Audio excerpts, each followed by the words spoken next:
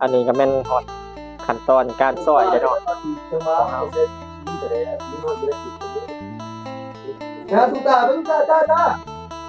พี่น้องเลยตัดเป็นสันออกมาคักแน่เนาะว่าเฮาสิได้เฮ็ดก้อยพันแล้วก็ก้อยบ่พันทางเซฟเพิ่นเซฟเพิ่นกำลังฟันเซฟเพิ่นเด้อนี่เด้อเซฟเพิ่นก็ได้เซฟได้นี่เซฟโรเล็ก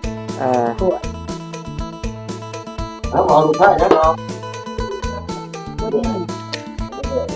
โอยว่าไป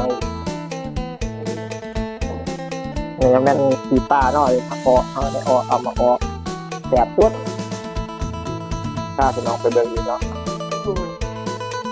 นี่ยังบ่ทันแล้วมันก็ได้โอเคอันน่ะเด็ดแจวแล้วเนาะพี่น้องเอ้ยเป็นว่าแจวผสมปุ๋ยสดๆ